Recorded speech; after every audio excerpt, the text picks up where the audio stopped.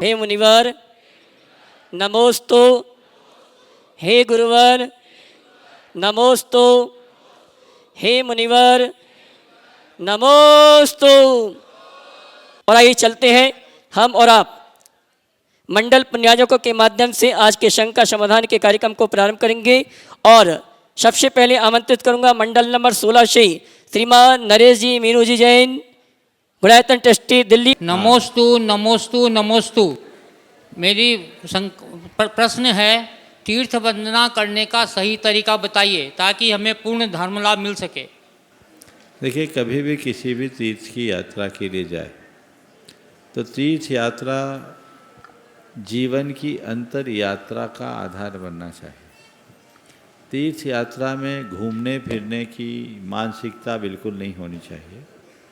हम वंदना के लिए जाते हैं, तो किसी भी तीर्थ क्षेत्र में जाएं, कुछ संकल्पों से बंध कर जाएं। सबसे पहला काम, जिस भी तीर्थ में आप जाएं, कम से कम उन दिनों विशुद्ध जैन रहने का संकल्प लें। उत्तम तो यही है कि तीर्थ यात्रा एकासन पूर्वक करें, कुछ भी इधर उधर का खान पान न करें। अगर तीर्थ में वंदना है तो वंदना करें और अपना पूजन पाठ स्वाध्याय जाप ध्यान में समय बिताएं।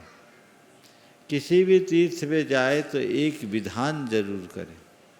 अपना समय इधर उधर के कार्यों में लगाने की अपेक्षा विशुद्ध धर्म ध्यान में लगाने का प्रयत्न करें, तो वो तीर्थ यात्रा सच्ची यात्रा होगी जो हमारे जीवन में अंतर यात्रा की शुरुआत करेगी। लोग महीनों महीनों तीर्थ यात्रा के लिए निकलते हैं और गाड़ी में बैठकर जो खाना शुरू करते हैं तो चलता ही रहता है। वो तो पता नहीं, आजकल जितनी भी यात्राएं निकलती है तो मुझे लगता है ये लोग खाने के लिए पैदा हुए हैं। जन्म किसके लिए हुआ है? अरे तुम तीर्थ यात्रा के लिए जा रहे हो, त्याग तप संयम की मूर्ति की वंदना करने के लिए जा रहे हो, और वही लाइफ स्टाइल नहीं। मानसिकता बदलिए। जब आप ऐसी भावना से तीर्थ यात्रा करेंगे तो आपके जीवन में कई गुना फल मिलेगा। प्रायः ये देखने में आता है, जब लोग तीर्थ यात्रा के लिए जाते हैं तो भगवान के पास समय कम जाता है, इधर उधर की बातों में समय ज़्यादा जाता है। शॉपिंग भी एक बड़ा उसका माध्यम है, उसमें भी बहुत समय जाता है। अरे ये तो तुम्हारे गांव में भी है, तुम आए किसके लिए? शॉपिंग करो, उससे मुझे कोई मनाही नहीं है, लेकिन तुम्हारी प्राथमिकता क्या है? किसी भी तीर्थ में जाओ। फिर आजकल कमरों में वो टीवी बैठ गई है, तो आते ही आप वही चैनल चालू करते हैं। ये महान पाप का कारण बनता है। ठहरना ही नहीं चाहिए ऐसे कमरों में जहाँ टीवी लगी है, क्योंकि टीवी होगी, रिमोट पास में होगा तो तुम्हारा मन मानेगा ही नहीं। न किसी तीर्थ स्थल में ये सुविधा होनी चाहिए। ये होटल थोड़ी है, धर्मशाला है, और आप होटल में नहीं आए, धर्मशाला में आए। मानसिकता में बदलाव होना चाहिए। लेकिन एक जगह लग जाता है तो सब उधर ही डिमांड करते हैं। ये अनर्थ है, और ऐसा करके आने वाले लोग जितना पुण्य करते हैं उससे कई गुना पाप अपने सिर पर लाद लेते हैं। और विडंबना यह है कि वे एक आत्ममुग्धता में जीते हैं कि मैंने बड़ा धर्म कर लिया। धर्म करके आए हो कि कर्म करके आए हो, खुद सोचो। अपना एक विश्लेषण करके देखो।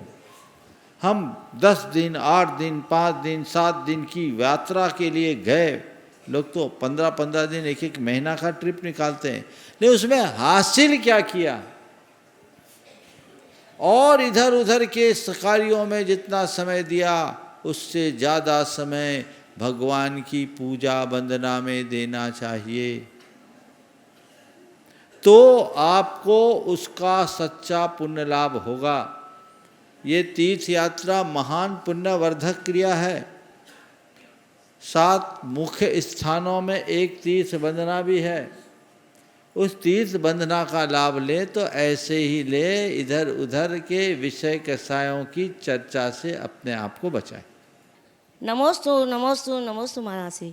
कौन सी बात है जो सबसे ज़्यादा अहम है, जिसने इंसानियत को सबसे ज़्यादा प्रभावित किया है, जिसने इंसान को इंसान से दूर कर दिया? कृपया समाधान कीजिए। जिसने इंसान को इंसान से दूर कर दिया वो है मनुष्य का अहम। जब मनुष्य के सिर पर अहम चढ़ जाता है तो आदमी इंसान न होकर हैवान बन जाता है। अगर अहम को गला दे तो जीवन धन हो जाए। मंडल नंबर 18 के पुण्याजक श्रीमान आजाद जी, कल्पना जी जैन, गुणायतन ट्रस्टी विदिशा। गुरुदेव के चरणों में मेरा और मेरे परिवार की ओर से बारंबार नमोस्तु नमोस्तु नमोस्तु। गुरुदेव कहते हैं कि सद्गुणी व्यक्ति यदि दुर्गुणी की संगत में रहता भी है तो उस पर कुसंगति का कोई असर नहीं होता है। जिस प्रकार की चंदन के पेड़ पर भयंकर विषैले सर्प लिपटे रहने पर भी चंदन की सुगंधी कम नहीं होती, वहीं पर गुरुदेव यह भी प्रचलित है कि द्रव्य क्षेत्र काल भाव का असर प्राणी पर अवश्य पड़ता है। कहते हैं कि संगति का असर व्यक्ति पर होता ही है। तो गुरुदेव यह दो परस्पर विपरीत कथन कैसे हम मंदबुद्धियों को समझाने की कृपा करें? बिल्कुल सही है, दोनों बातें हैं और दोनों बातें सही। चंदन विष व्यापे नहीं लिपटे रहे भुजंग, ये कहावत भी ठीक है, और जैसी संगत वैसी रंगत, ये कहावत भी सही। संगति में जो प्रभावी होता है रंग उसका चढ़ता है, समझ गए। जहाँ तक संगति के प्रभाव का सवाल है तो चंदन जिस पेड़ पर सर्प लिपटते हैं, हालांकि हमने सुना ही है, देखा नहीं। हमने चंदन के पेड़ों के समूह को भी देखा पर सांप नहीं दिखा, पर एक काव्य घाती है, मानना पड़ेगा। पर ऐसा कहा जाता है जिस पेड़ में चंदन ज़्यादा सांप ज़्यादा लिपटते हैं उसके अंदर लालिमा बढ़ती, सुगंध बढ़ जाती। मैं इतना जानता हूँ, नाले का पानी यदि गंगा में जाता है तो गंगा जल बनता है, और गंगा का पानी यदि नाला में गिर जाता है तो गंदा जल बन जाता है।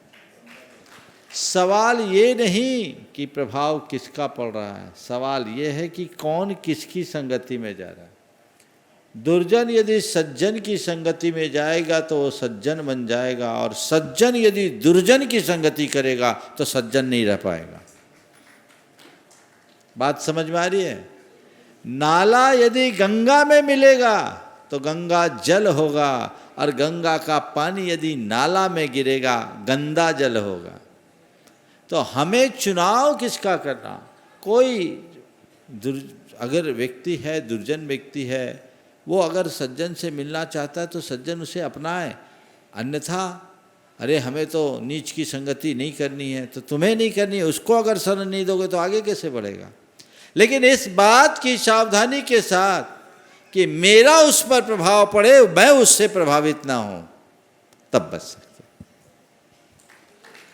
हाँ नमस्ते महाराज जी। बोलो।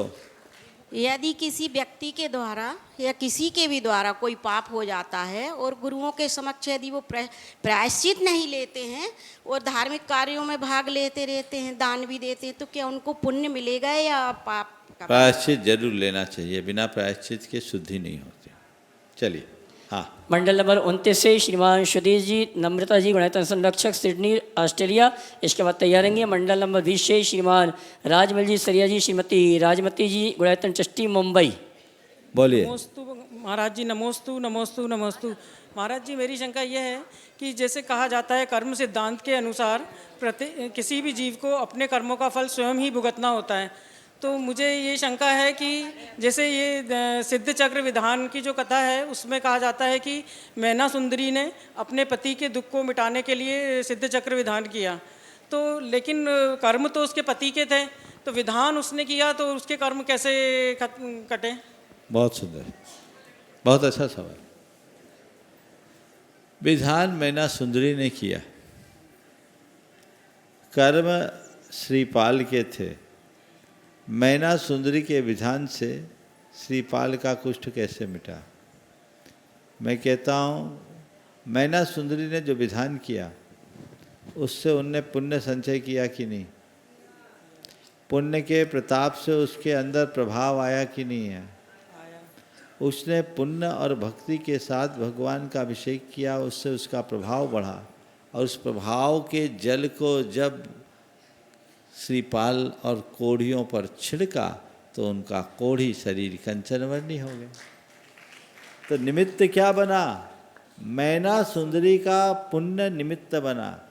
उस किसी पुण्यशाली जीव के संसर्ग में हम रहते हैं तो उसके पुण्य के प्रताप से हमारे पाप मंद हो सकते हैं। समझ गए? निमित्त नैमित्तिक संबंध है। अगर मैना सुंदरी साधारण स्त्री होती तो हो सकता है वो भी कोढ़ी बन जाती। कोढ़ी पति का कष्ट दूर करने की जगह खुद कोढ़ी हो जाती। लेकिन उसने अपनी श्रद्धा, भक्ति और विनय से अपनी आत्मा का प्रताप इतना अधिक बढ़ा लिया कि उनमें वो विलक्षण क्षमता घटित हो गई और वह प्रभाव उन तक आ गया। ऐसा समझ। लेकिन महाराज जी, जैसे कभी बच्चों के लिए कहा जाता है कि हम किसी से पूछते हैं कि हमारे बच्चे की कोई प्रॉब्लम है, तो वो अगर नहीं हो पा रही तो बच्चा अगर करने को तैयार नहीं होता, कभी जाप बताई जाती है कि आप जाप करो, तो हम कहते हैं हम कर लें उसकी जगह, तब तो ये कहा जाता है कि दवाई तो जो बीमार है वही खाएगा। नहीं, बिल्कुल ये भी ठीक है, लेकिन ये बात आधी सच है, पूरी नहीं। हम इस भाव से अगर जाप आप करें तो हो सकता है कल बच्चे का भाव बदल जाए। मैं आपको एक घटना बताता हूँ। एक महिला बहुत वर्षों से, लगभग 27 साल से परेशान थी। उसका पति पियक्कड़ था और पीता था, इतना ही नहीं, पी के ठोकता भी था। उसकी पत्नी एक दिन बहुत व्यथित होकर मेरे पास आई। बोला, महाराज जी मन करता है कि मैं सुसाइड कर लूँ, मैं क्या करूँ? बोले, देखो पाप का उदय है, ऐसा संयोग तुम्हारे साथ मिला है, सुनकर मुझे भी पीड़ा है, ये उपाय तो कुछ नहीं, सहन करना है। ये सोचो कि तुम्हारे पाप कर्म के निमित्त से तुम्हें ऐसा पति मिला है, अपने पाप को गलाओ और उसका एक उपाय बताता हूँ। 1997 की बात है। मैंने कहा तुम 2004 की, तुम नमोकार मंत्र लिखना शुरू करो। और उन्होंने नमोकार मंत्र लिखा। आप सुनकर आश्चर्य करोगे, उसका पति 6 महीने में अपने आप शराब छोड़ दिया और आज भी बिना शराब के वो आदमी जी रहा है। भाव। अब में से कोई कहे मैं भी लिखूं और फिर नहीं हो तो कहते देखो महाराज ने कहा हमारा तो काम नहीं हुआ। तो ये संयोग है। तुम अपने पुण्य को प्रगाढ़ बनाओगे तो पुण्य का पहला काम अनुकूल संयोगों को जुटाना। संयोगों की अनुकूलता को तो चाहते हो, पर जिससे अनुकूल संयोग मिलते हैं वह भी तो जुटाओ। किससे मिलेगा अनुकूल संयोग? किससे मिलेगा? बोलो, धर्म करने से ही, बोलो तो माइक है ना आपके पास। धर्म करने से ही मिलेगा। पुण्य से ना। हाँ जी। तो पुण्यवर्धक क्रियाओं में कभी कोताही मत करो। हाँ, किसी का तीव्र पापोदय हो ना तो तुम्हारा कोई जोर नहीं चलेगा, लेकिन यदि जोर चल गया तो सीधे छप्पर फाड़ के मिलेगा।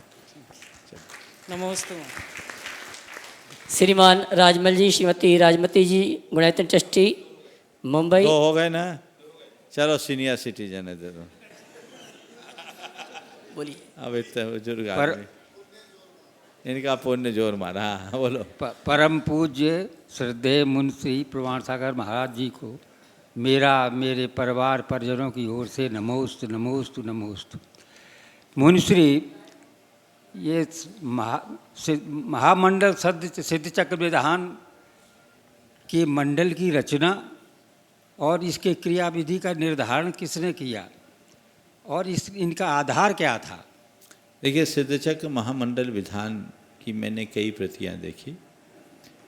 लगभग 800 वर्षों तक की प्रतियां मुझे मिली और जो वर्तमान में ये विधि है संस्कृत के सिद्धचक्र विधान में अंकित है और ये चली आ रही है परंपरा से। किसी और पुराने ग्रंथ में हमें देखने को नहीं मिली, लेकिन मैं मानता हूँ यही हो। यद्यपि सिद्धचक्र के अन्य भी कई प्रकार, 1-2 सिद्धचक्र तो ऐसे हैं जिसमें और भी बहुत सारी चीज़ों का आरोपण किया गया है, लेकिन ये मूलभूत सिद्धचक्र है जो पद्मनंदी योगींद्र के द्वारा संग्रहित किया गया है। ये जो विधि चली आ रही है परंपरा से चली आ रही है। ओ चलिए बोलिए। श्रीमती राजमती जी गुणायतन ट्रस्टी मुंबई, उसके बाद तैयार रहेंगे श्रीमान महावीर जी सुनीता जी सांगानेर। मेरा है मेरे परिवार की तरफ से त्रिकाबा नमोस्तु नमोस्तु नमोस्तु गुरुदेव। गुरुदेव, धार्मिक अनुष्ठान में सम्मिलित होने के कितने दिन पहले सकलीकरण कर लेना चाहिए ताकि हमें कोई बाधाएं सूतक आए तो हम सम्मिलित हो सके, और धार्मिक अनुष्ठान में ही क्यों सूतक बाधक होता है? कम से कम 12-13 दिन पहले, क्योंकि सूतक मैक्सिमम 12 दिन का लगता है, तो 13 रोज पहले तो अपने आप को रिजर्व कर ही लो कि अब कुछ होगा तो हम बच जाएंगे। तो गुरुदेव, हमारे आसपास में कोई साधु हो या पंडित जी, उनसे करवा सकते हैं ना? हाँ करा सकते हैं, संकल्पित हो जाओ। हम तो यहाँ से ऑनलाइन करा ही देते हैं। मन के संकल्प का नाम ही सकलीकरण है। देखो सकलीकरण की एक बड़ी अच्छी व्याख्या, मनः प्रशस्ते वचस प्रशस्ते काय प्रशस्ते च कसाय हानि साचेव अर्थत सकली क्रियासा क्रिया विशाले कृति कल्पनांगा। मन की प्रशस्तता, वचनों की प्रशस्तता और शरीर की प्रशस्तता और कषाय की हानि, असली सकलीकरण तो यही है, बाकी तो सब क्रिया मात्र है। समझ गए? तो हमने संकल्प का बंधन बांध लिया, दृढ़ संकल्प की अब करना ही है, तो फिर कोई सूतक पातक नहीं लगेगा। धार्मिक क्रियाओं में सूतक क्यों बाधक होता है? हाँ धार्मिक कार्यक्रम हाँ, में सूतक पातक के दिनों में आपके पूछने का आशय है धार्मिक क्रियाकलापों को क्यों रोका जाता है ना? ऐसा इसलिए कि सूतक पातक करने में हमारे साथ शुद्धता नहीं रहती, पवित्रता नहीं रहती। ये खासकर उस युग की बात है जब संयुक्त परिवार होता था, कुटुंब संस्था रहती थी। एक एक मकान में, जैसे पुराने शब्दों में बाखर बोलते थे, एक एक एकड़ का घर होता था। उस एक घर में सैकड़ों लोग रहा करते थे। घर में ही बच्चों का जन्म होता था, लोगों का आना जाना होता था, छुआछूत होता था, उसमें शुद्धता नहीं रहती थी। और इसी तरह किसी की मृत्यु हो तो एक दूसरे के प्रति बड़ी प्रगाढ़ता, आत्मीयता और स्नेह रहता था। किसी के वियोग के बाद मन में उस व्यक्ति की छवि बार बार याद आती, तो उससे मन विचलित ना हो, भगवान की उससे अवमानना ना हो, इसलिए मंदिर और पूजा पाठ को दूर किया जाता। श्रीमान महावीर जी सुनीता जी सांगानेर। दूसरा रह गया। नमस्ते महाराज जी। 2 हो गए आपके? चलो 2 ही चलिए। श्रीमान महावीर जी सुनीता जी सांगानेर, इसके बाद तैयार रहेंगे श्रीमान नरेंद्र जी, राजन जी, संतोष जी गंगवाल, गुणायतन ट्रस्टी परिवार कोलकाता। मुनिवर के चरणों में त्रिवार नमोस्तु आपका नमोस्तु, ये मेरे और मेरे परिवार की यहाँ तरफ से से पूछ लो, एक त्रिवार वहाँ से नमोस्तु नमोस्तु नमोस्तु। हाँ, बोलो। हे गुरुवर, मेरा प्रश्न ये है कि हम कल्याण मंदिर का व्रत करते हैं, तो उस व्रत के अंदर महाराज जी कम्बट ने जो पार्श्वनाथ भगवान पे उपसर्ग किया, उसी का विधान में वर्णन आता है। तो महाराज जी फिर हम लोग श्रावक करते हैं तो उसका क्या फल मिलेगा? भगवान की स्तुति है, और कमठ ने उपसर्ग किया, इसका वर्णन नहीं है। कमठ के उपसर्ग को आपने समता से सहा, इसका वर्णन है, भगवान का गुणगान है। हाँ। समझ गए? इसलिए कल्याण मंदिर स्तोत्र पढ़ो, कल्याण पक्का है। दो नहीं हो गया। नमोस्तु महाराज जी, नमोस्तु नमोस्तु नमोस्तु, मेरे और मेरे परिवार की तरफ से बारंबार नमोस्तु नमोस्तु नमोस्तु। हे महाराज, मेरा प्रश्न ये है कि कृति कर्म क्रिया किसे कहते हैं और ये कौन करते हैं? कृति कर्म जो मुनियों के दिन भर की क्रियाएं होती है उसको बोलते हैं कृति कर्म। ये मुनियों की चर्या से जुड़ी। ठीक है। श्रीमान नीतेश जी जैन परिवार नोएडा। गुरुदेव के चरणों में नमोस्तु नमोस्तु नमोस्तु, मेरे पूरे मंडल की तरफ से नमोस्तु नमोस्तु नमोस्तु। महाराज, मंडल तो मेरे भाइयों ने लिया है। ओम, सवाल तो कर लो, सवाल है तो बोलो। हेलो, बोलो महाराज। एक तो मन में यह शंका रहती है कि मन स्थिर नहीं रहता है। जब माला फेरते हैं तो सोचे पूजा हो रही है, पूजा सोचते हैं तो अभिषेक देख लें, अभिषेक देखते हैं तो देखे परिक्रमा कर लें, ऐसा मन में क्यों होता है? ऐसा होता है तो अच्छा है, इसके अलावा और कुछ मत करना।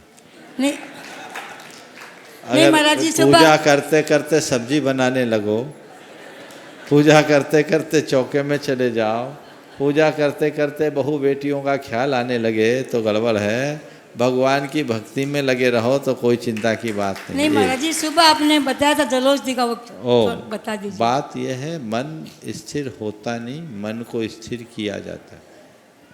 उसके लिए अभ्यास चाहिए, सतत अभ्यास करेंगे तभी मन स्थिर होगा।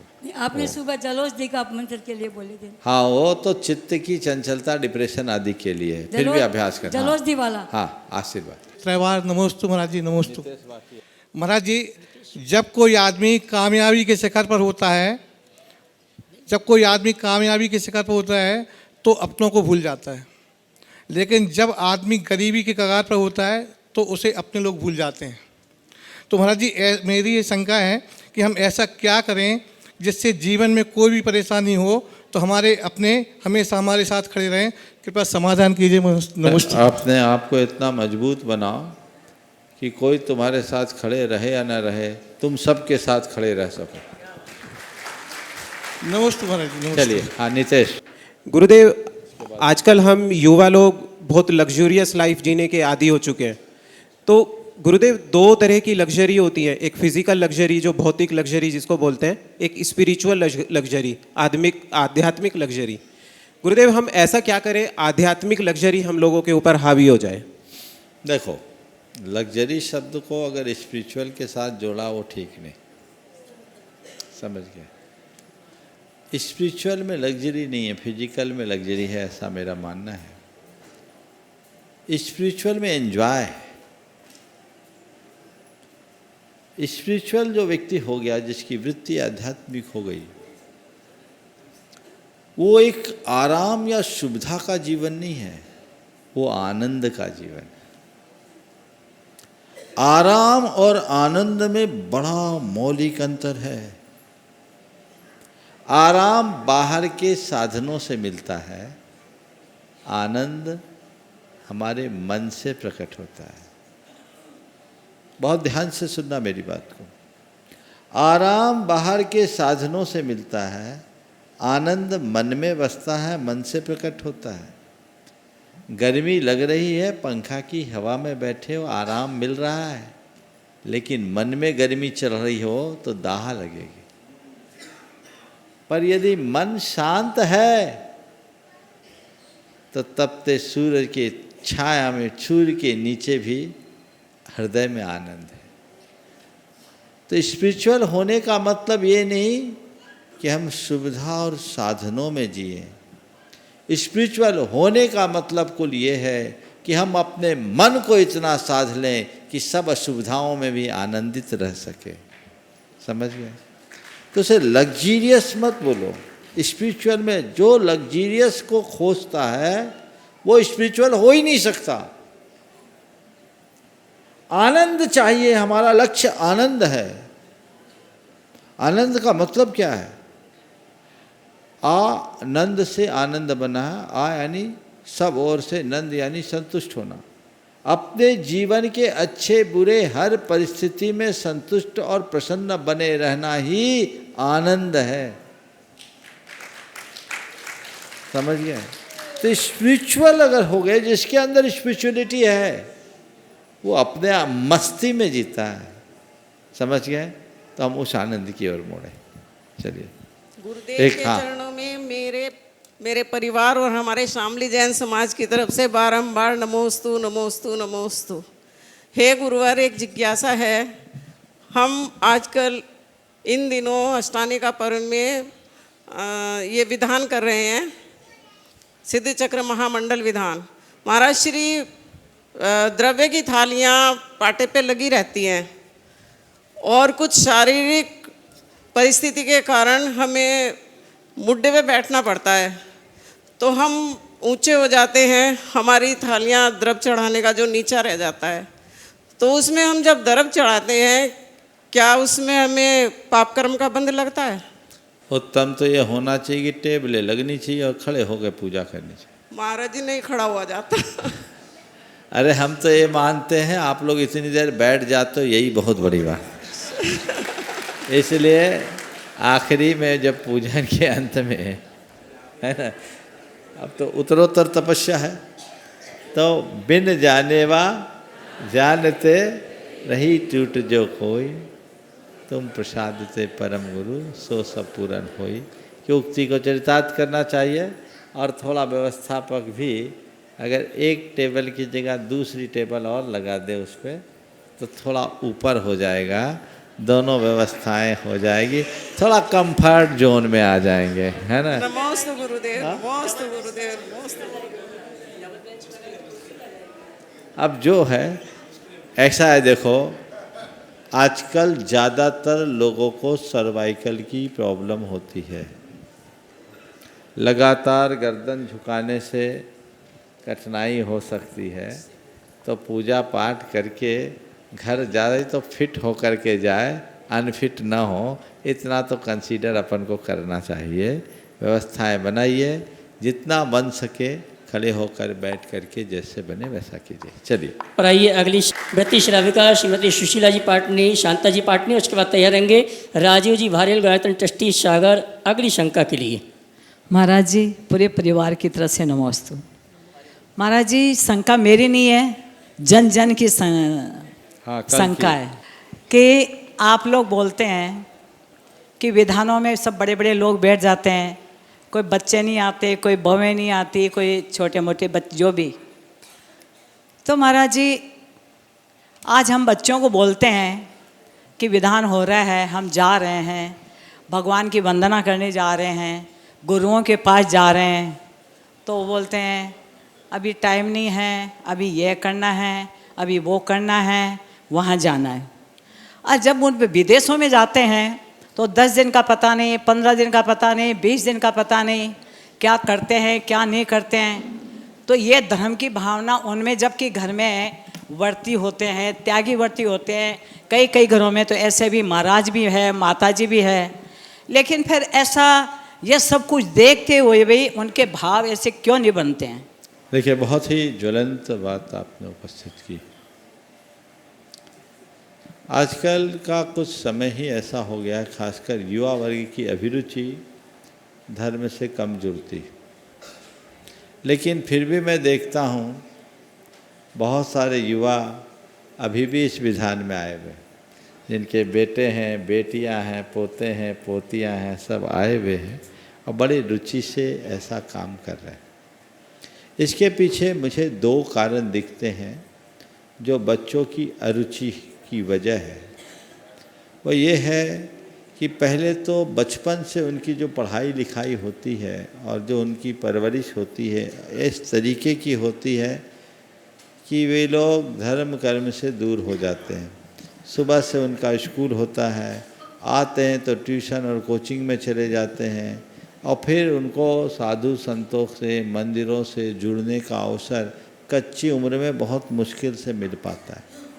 कुछ घरों में मिलता भी है तो फिर बाद में बच्चे हॉस्टल में चले जाते हैं, तो संपर्क से दूर होने के कारण संस्कारों और सरोकारों से भी दूर हो जाते हैं।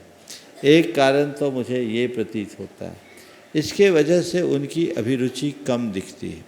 दूसरी बात, जब धार्मिक क्रियाओं में हम उनको सम्मिलित करते हैं तो उनकी रुचि की धार्मिक क्रियाएं कम उनको देखने को मिलती हैं, बड़ों के हिसाब से होती है। मैं आपसे सलाह देता हूँ, किसी भी बच्चे को अगर विधान पूजन में लाना हो ना, तो सिद्ध चक्र विधान में सीधे मत बिठाना। वो कहेगा इतनी देर बैठना पड़ेगा, मेरे तो बस की नहीं है। उसको छोटे छोटे कार्यक्रमों में लाओ, 1 दिन का, 2 दिन का, उसका लौ लगे, चस्का लगे, और वो जब आनंद हो तो सब काम छोड़कर रुकेंगे। इनका बेटा सिद्धांत पहली बार जब आया था तो 1 दिन के लिए आया था, पर पूरा विधान करके गया था, पूरा करके गया था ना, उसको इतना अच्छा लगा। उसके सुरेंद्र ने भी यही कहा था, तेरे को 1 दिन आना 1 दिन चल। बिटिया के लिए भी ऐसे कहा, 1 दिन के लिए आना 1 दिन चलो। तो हम जब बच्चों से ये कहें कि बेटे तेरे को चलना है, चल, केवल दर्शन करके आ जाना, 1 दिन तो चल, आने तो दो। एक बार लाग लग गई ना तो फिर भूलेंगे नहीं। फिर दूसरी बात, वो जो बहाना देते कि छुट्टियां नहीं हैं, तो एक विधान छुट्टियों में करो, आप कहाँ जाओगे? जब छुट्टियां हो तभी करो। कल मुझसे किसी ने कहा कि महाराज जी अभी सब बच्चों की परीक्षाएं, बच्चे शिकायत कर रहे हैं कि महाराज जी परीक्षाओं में ही विधान क्यों कर दिए। कल ही किसी ने कहा था, हमने कहा ठीक है, अब की बार उन्हीं ने एक प्रस्ताव दिया कि महाराज गर्मियों की छुट्टियों में विधान नहीं हो सकता। तो हम बोले हो सकता है, करने वाले हो तो उसके लिए भी हो जाएगा अगर वैसी व्यवस्था हो। तो थोड़ा सा परिवर्तन करके उनकी रुचि को डाइवर्ट करना होगा। आज के वातावरण में प्राय लोगों की पाप रुचि की बहुलता दिखती है, पूरा वातावरण भी ऐसा है, उनको वो सब चीज़ें ज़्यादा देखने में आती है। उनका जुड़ाव होना चाहिए व्यक्तिगत गुरुओं से, जैसे आप लोगों का जुड़ाव है, आप लोग भाग के आते हैं। जिस दिन बच्चों का जुड़ाव हो जाएगा, बच्चे आपको लेकर के आएंगे।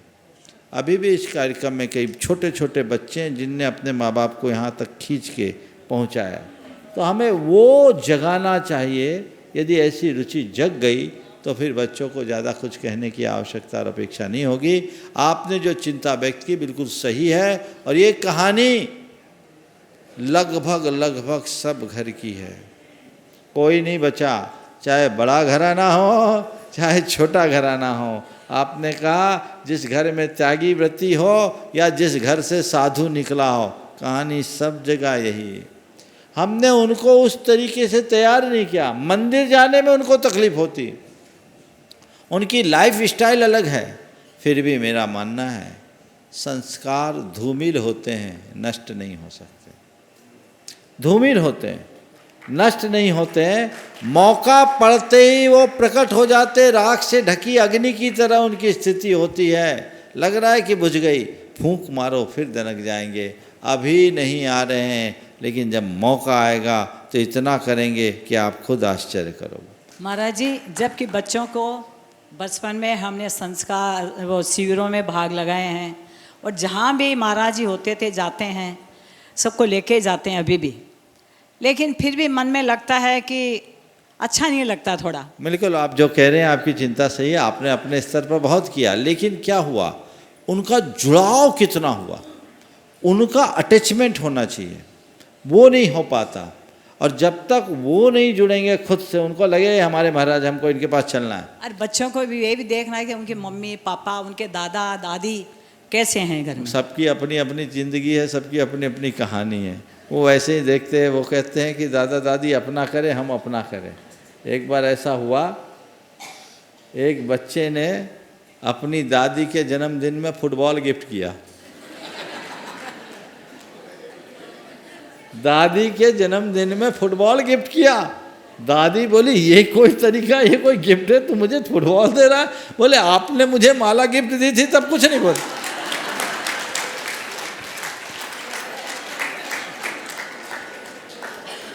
तो सब के सब है ना, वो अपने तरीके से जीना चाहते हैं, लेकिन उनको मोड़ा जा सकता है। अभी भी है, बहुत सारे बच्चे हैं, कम है संख्या, लेकिन जो बच्चे आ रहे हैं उन बच्चों की तरह हम अगर बच्चों को ट्रीट करें तो आएंगे। और कदाचित नहीं भी आते हैं तो ये मान करके चलिए, मेरा अनुभव ये बताता है 35-40 के बाद तो फिर उनकी अकल ठिकाने आने लगती है, फिर आना शुरू कर देते हैं। लेकिन महाराज जी, मेरी उम्मीद है कि एक दिन उनको मेरी जगह आना पड़ेगा। आएंगे ही, नहीं आएंगे तो परंपरा कैसे चलेगी। मैंने क्या बोला, राख से ढकी अग्नि है, फूंक मारने की देर है।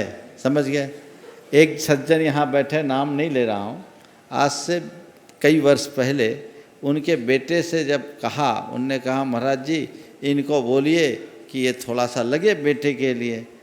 तो बेटे ने छूटते ही अपने पिता से कहा, वो यहीं बैठे हैं, मैं नाम नहीं ले रहा हूँ, वो उनके पिता से कहा कि पापा आप हमारी उम्र में क्या करते थे ये हमें बता दो। तो हम भी जब आपकी उम्र में आएंगे तो करेंगे। आज के बच्चों का ये लॉजिक है, वो अपने तरीके से जीना चाहते हैं। तो उस समय उनके पिताजी से कुछ कहा नहीं किया, बोले ठीक है, क्यों ठीक है ना।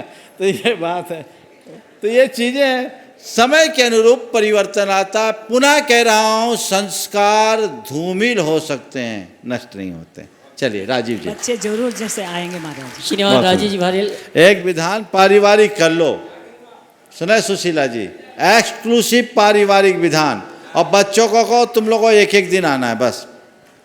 महाराज जी मैंने आपकी बार ये सोचा है, हाँ। जब उनकी छुट्टियां होगी, हाँ मैंने उनको बोल दिया कि जब मैं सोचूं छुट्टियां होगी तो मेरे साथ चलना है। बिल्कुल, बहुत- उसके बाद फॉरेन जाओ तो मुझे कोई चिंता नहीं। बस चिंता मत करो, एक विधान में बांध देंगे। हाँ अच्छा जल्दी से बोलो। हाँ मुनि श्री जी के चरणों में नमोस्तु नमोस्तु नमोस्तु। महाराज जी आपके आशीर्वाद से और आपके सानिध्य में चौथी बार सिद्ध चक्र महामंडल करने का मिला है।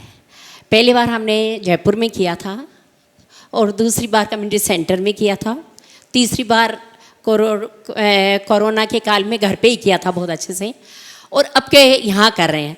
लेकिन जो अब के विशुद्धि के भाव हुए हैं और जो आनंद आ रहा है, मतलब उस शब्दों में कहने में नहीं आ रहा कि 100 गुना ज़्यादा लग रहा है। तो और हर नया दिन का इंतज़ार कर रहे हैं, जैसे वही कल और मतलब इतना मत में खुशियाँ हैं। तो जैसे कोई अनमोल निधि मिल रही है। तो ये इतना क्या क्षेत्र का भी प्रभाव है? और बिल्कुल क्षेत्र का ही प्रभाव है। चलिए बोलिए। श्रीमान राजेश भारेल गुरायतन ट्रस्टी सागर, उसके बाद तैयार रहेंगे श्रीमान भारेल जी परिवार श्रवण जी प्रमोद जी मुंबई। नमोस्तु महाराज जी। महाराज जी 4 कसाएं होती हैं, क्रोध मान माया लोभ।